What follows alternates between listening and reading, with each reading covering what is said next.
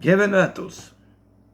Aujourd'hui, notre lecture va se faire dans le livre des psaumes, le psaume 119, le verset 66.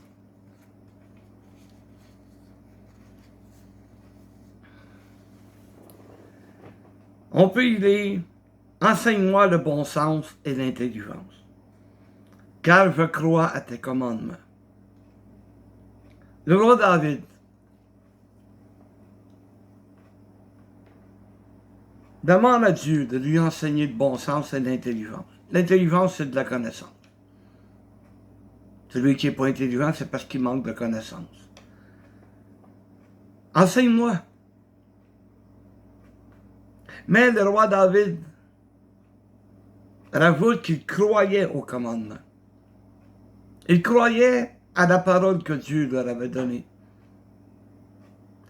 à travers Moïse. Il dit, enseigne-moi le bon sens. Le bon sens, c'est la capacité de voir et de faire la différence entre le vrai et le faux. D'être capable de raisonner, avoir un bon raisonnement. Aujourd'hui, cherche le bon sens et tu vas dire, ça n'a pas d'allure, il n'y en a pas. Plus ça va, plus que c'est. Plus ça va, plus les gens n'ont pas de bon sens. Agissent. Mais ils ne pensent pas. Ils ne cherchent pas la vérité. Ils se laissent emporter par le mensonge, ce qui est faux. Ils manquent de raisonnement. Et c'est dans le Proverbe 1, du verset 1 à 3, qu'on va voir Salomon. Proverbe de Salomon, fils de David, roi d'Israël. Pour connaître la sagesse et l'instruction, pour comprendre les paroles de l'intelligence, pour recevoir des leçons de bon sens, de justice, d'équité et de droiture, pour donner aux saintes du discernement, aux jeunes hommes de la connaissance et de la réflexion. Salomon reprend un peu ce que David demande à Dieu, de lui donner le bon sens. Et il l'explique. Il a écrit le livre des Proverbes pour une raison, comme qu'il dit lui-même. Pour connaître la sagesse et l'instruction, pour comprendre les paroles de l'intelligence, pour recevoir des leçons de bon sens. Le bon sens ou le bon sens, ça s'apprend. C'est à travers les leçons qu'on va avoir de la vie. Il y a des choses que je faisais lorsque j'étais jeune qui n'avaient pas de bon sens. Et en vieillissant, j'ai appris. La vie m'a appris. Et il y a certaines choses que je ne ferai plus jamais parce que ça n'avait pas de bon sens. Je vais vous donner un exemple. J'avais un ami. Et cet ami-là me lançait un défi. Lui, il avait un grand Torino, quelque chose du genre. Et moi, j'avais un petit Datsun. Et on a pris le pari. Celui qui arrivait à l'Assomption, au roi de la patate, ceux qui s'en souviennent, celui qui arrivait le premier, l'autre devait lui payer la patate. Hey, c'est-tu assez stupide? Ça n'a pas de bon sens. Et ceux qui connaissent le coin, quand tu arrives à l'Assomption par l'ancienne route, à un moment donné, ça arrive comme ça. Tu as un stop, mais l'autre, il n'y en a pas de stop. Donc moi, j'étais en premier, parce que tout le long, ben, je m'en allais de gauche à droite, de droite à gauche, pour empêcher mon ami de passer devant moi. Conduite dangereuse. Mais rendu à l'Assomption, j'ai fait mon stop. Mais mon ami, lui, il n'a pas fait de stop. Ça a été une manœuvre dangereuse. une chance, une bénédiction, il n'y avait pas d'auto sur l'autre centre. Mais il aurait pu avoir un accident grave. Et quand je suis arrivé, j'ai réalisé que ça n'avait pas de bon sens. C'est une chose que je ne ferai plus jamais. Jamais va faire ça. Parce que je me suis aperçu, ça n'avait pas de bon sens ce que je venais de faire. Il y a des choses que la vie nous apprend. On prend de l'expérience. On prend de la connaissance. Et on agit avec plus de bon sens. Oui.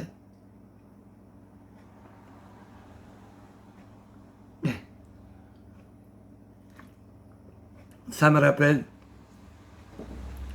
il n'y a pas si longtemps, là, donc peut-être 3, 4, 5 ans, il y avait une grosse mode sur Internet, c'était les jackass. Hey, les gars, là, ils étaient prêts à faire n'importe quelle folie. Des choses qui étaient complètement ridicules. Des choses qui les blessaient physiquement. Des choses qui auraient pu les rendre infimes pour le reste de leur vie. Tout ça pour faire rire le monde sur Internet. Ça n'a pas de bon sens. Ça n'a pas d'allure. Mais les gens le faisaient. Et sur Internet, tu vas trouver un paquet d'affaires. Tu dis, voyons donc. Ça n'a pas de bon sens faire ça. Ça n'a pas d'allure. Mais pourtant, le bon sens, ça s'apprend. Et c'est à travers la parole de Dieu. Et je vais vous donner un exemple de manque de connaissances. Qu'est-ce que le manque de connaissances font faire aux gens? Des choses qui n'ont pas de bon sens. Et je parle pas rien des ados. Là. Je parle des gens qui vont jusqu'à 80, 90, même 100 ans. Regardez bien. Dans le livre d'Ésaïe, au chapitre 44, à partir du verset 15, un bel exemple de manque d'intelligence et de connaissance. Verset 15 nous dit, ces arbres servent à l'homme pour brûler. Il en prend et il se chauffe. Il y met aussi le feu pour cuire du pain. Et il en fait également un Dieu qu'il adore. Il en fait une idole devant laquelle il se prosterne. Il brûle au feu la moitié de son bois. Avec cette moitié, il cuit de la viande. Il apprête un rôti et se rassasie. Et il se chauffe aussi et dit, je me chauffe, je vois la flamme. Et avec le reste, il fait un Dieu, son idole. Il se prosterne devant elle. Il l'adore, il l'invoque, et il s'écrie, sauve-moi, car tu es mon Dieu. Ils n'ont ni intelligence ni entendement, car on leur a fermé les yeux pour qu'ils ne voient point, et le cœur pour qu'ils ne comprennent point. Il ne rate pas lui-même, il n'a ni d'intelligence ni de bon sens de dire, j'en ai brûlé une moitié au feu, j'ai cuit du pain sur les charbons, j'ai rôti de la viande et je l'ai mangé. Et avec le reste, je ferai une abomination. Je me prosternerai devant un morceau de bois.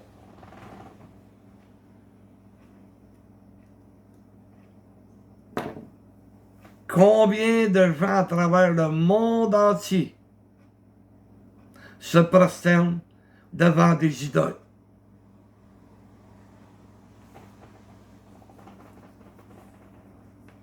Des bouddhistes, dont le gros Bouddha, qui se prosternent devant et qui l'adorent.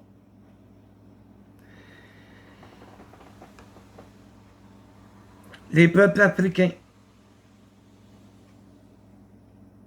les Indiens avec le totem. Je prends la poste avant pas, ils tournent alentour. Bon. Combien de peuples ont des idoles. Tel Totem, c'est un bel exemple de ce qu'on vient de lire. C'est fait en bois.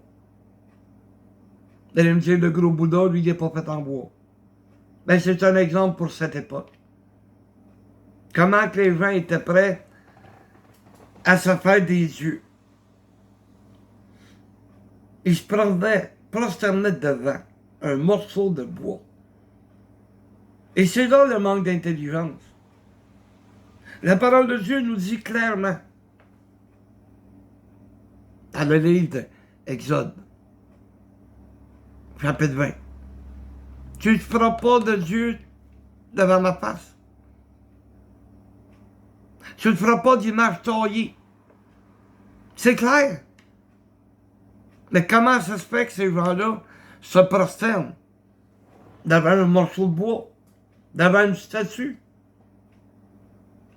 C'est le manque d'intelligence, le manque de connaissance. Parce que le manque d'intelligence, les gens ils apprécient pas. Mais c'est un manque de connaissance. Ça n'a pas de bon sens. Ça n'a pas de bon sens. Mais pourtant, ils le font. Pourtant, ils se prosternent devant un morceau de bois.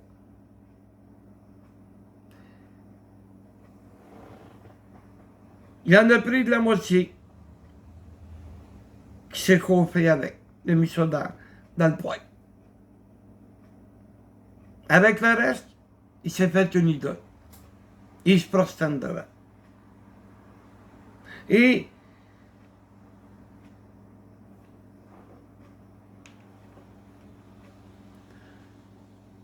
ceux à qui on a voilé la vérité, ceux à qui on a enlevé l'entendement, qui ne comprennent pas.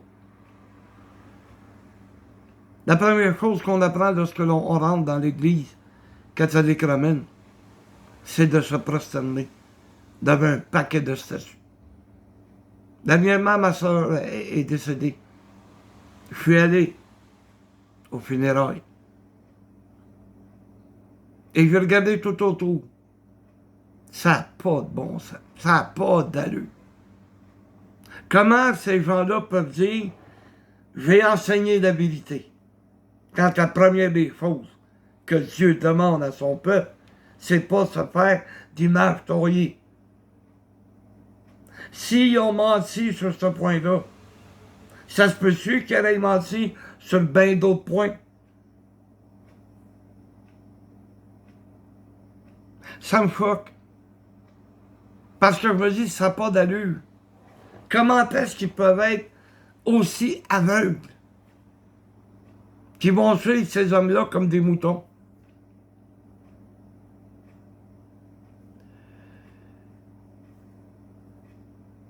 Mais la vie est faite ainsi. Ça n'a pas de bon sens, ça n'a pas d'allure, mais les gens, ils aiment ça. Ensuite de ça, dans le deuxième livre de Timothée, chapitre 2, versets 25 et 26.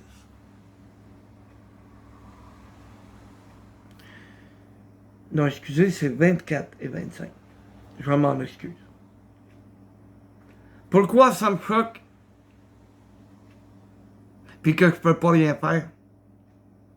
Parce que la parole de Dieu, Timothée, à qui Paul a écrit cette lettre, il dit, il ne faut pas qu'un serviteur du Seigneur ait des querelles. Il doit au contraire avoir de la condescendance pour tous, être propre à enseigner, doué de patience. Il doit redresser avec douceur les adversaires, dans l'espérance que Dieu leur donnera la repentance pour les soumettre à sa volonté.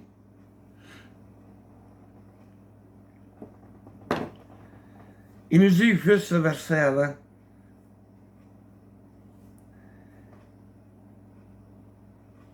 Il nous parle des discussions folles, des discussions vaines.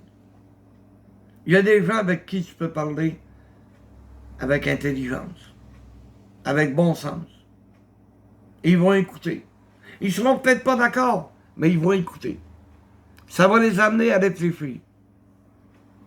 Mais il y en a d'autres. Ah! tu aurais le goût d'y donner une baffe. Il donnait un coup de pied dans le derrière, une claque derrière la tête. Il ridiculise tout. Ce que je lui apporte, c'est la vérité, mais il n'en veut pas. Il est mieux croire à sa manière. Combien de gens j'ai rencontrés et qui m'ont dit, ben moi, je fais ma petite religion chez nous. Je vais te montrer que ça n'a pas de bon sens. Ça n'a pas de bon sens, ça. Pourquoi faire que Jésus est venu bâtir une église si on peut tous rester chez nous et faire notre petite religion à nous? Et de toute façon, la religion pure et sans tache devant notre Dieu consiste à visiter les veuves et les orphelins et à s'abstenir du mal. Il y en a combien qui vont visiter les veuves et les orphelins? Ils mettent leurs parents dans les foyers d'accueil. Ils ne vont pas les voir. Ils s'en débarrassent. Et ça,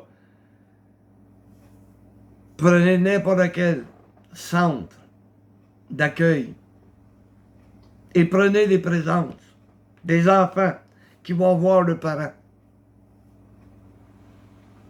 Les feuilles se remplissent à Noël, au jour de l'an, puis à Pâques. À part ça, les feuilles sont vides. Il n'y a pratiquement pas personne qui vont prendre le temps d'aller visiter leurs parents. Fait qu'imagine la veuve puis l'orphelin. Ça n'a pas de bon sens. Voyons donc. Ces vieilles personnes-là qu'on a aujourd'hui, ils ont bâti ce que nous vivons aujourd'hui. Ils ont bâti le futur de leurs enfants. Il y en a qui ont dû aller à la guerre pour qu'on ait une certaine liberté. Il y en a eu 2 guerres. Et combien de nos grands-parents sont morts durant ces guerres-là? Ils voulaient nous donner meilleur qu'eux avaient connu. Et pourtant, ils sont oubliés. Ils sont laissés de côté. Or, si un de leurs grands-parents ou de parents il était centenaire, là, il va y avoir des journalistes, il va y avoir la télévision. Là, ils vont être là. Mais avant, ils ne sont pas là. Avant, ils n'ont pas de visite. C'est dommage. C'est bien de valeur. Et la plupart des gens autour de nous réagissent comme le roi Festus.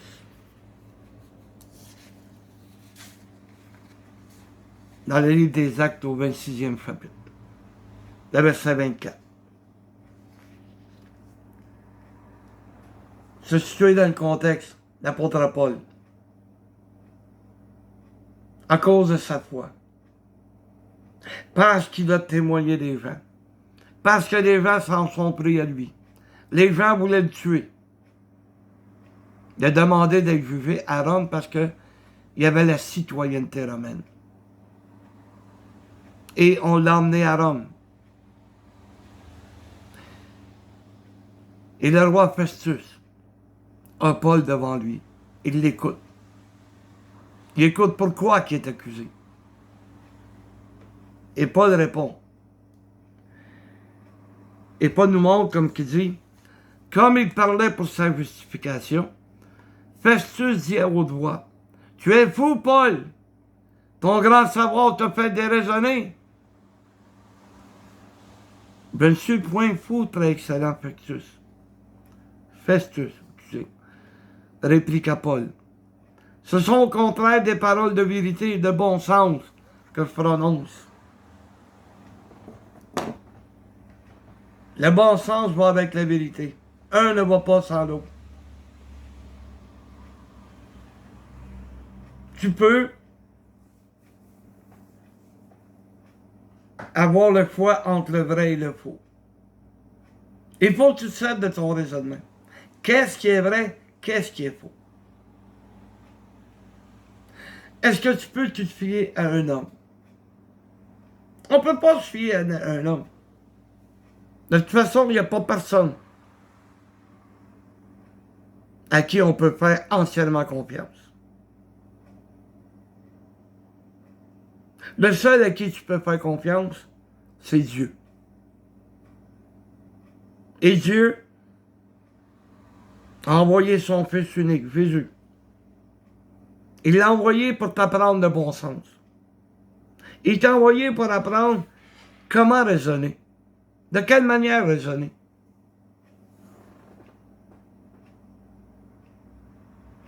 Tu peux vivre dans la vérité, comme tu peux vivre dans le mensonge. Si tu aimes mieux le mensonge, un jour tu te présenteras devant Dieu et tu lui expliqueras pourquoi tu aimais mieux le mensonge.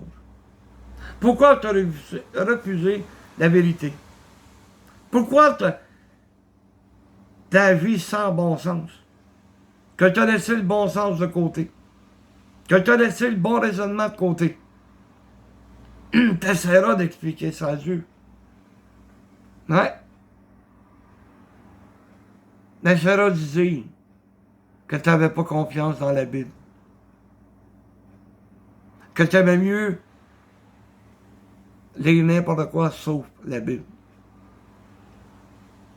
Pourtant, c'est la Bible qui va t'apprendre toutes choses. La Bible, c'est la parole de Dieu. Et un jour, il m'est arrivé de rencontrer un prêtre qui faisait une visite de paroisse. Et ça sonnait, j'étais là.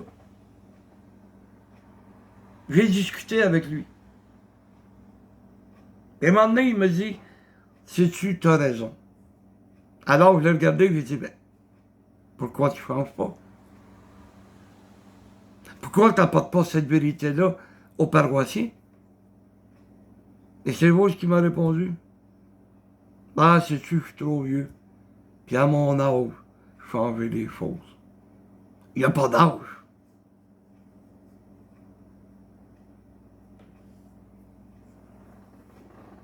Je commence à être vieux, moi aussi. Mais s'il fallait que je change quelque chose, j'essaierais de le faire. Je te dis pas que je vais le faire. J'essaierais de le faire. Je ferai un effort. Parce que j'ai dit, hey,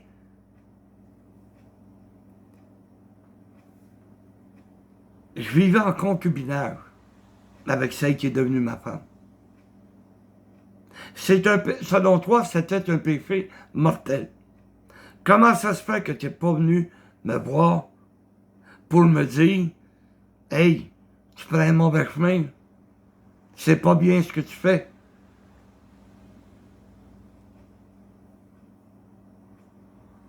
Je prêche contre le concubinage. On n'aime pas ça quand je prêche contre le concubinage. Mais c'est la vérité.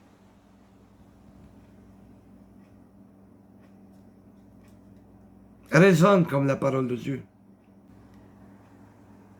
Donc Paul essayait de se justifier, mais avec la parole de Dieu. Paul était un pharisien. Il connaissait la loi. Et le roi Festus n'avait pas le choix d'écouter et d'entendre, parce qu'il croyait au prophète. Et Paul était un autre grand prophète que le Seigneur envoyait. C'était un apôtre de Christ, un apôtre de Jésus. Et ce qu'il faisait, c'était de lui apporter la vérité. Alors, tu peux agir en ayant de l'allure, en ayant du bon sens, ou tu peux agir comme tu veux le faire. Pas moi qui va répondre à Dieu, c'est toi. Que Dieu nous bénisse. Amen.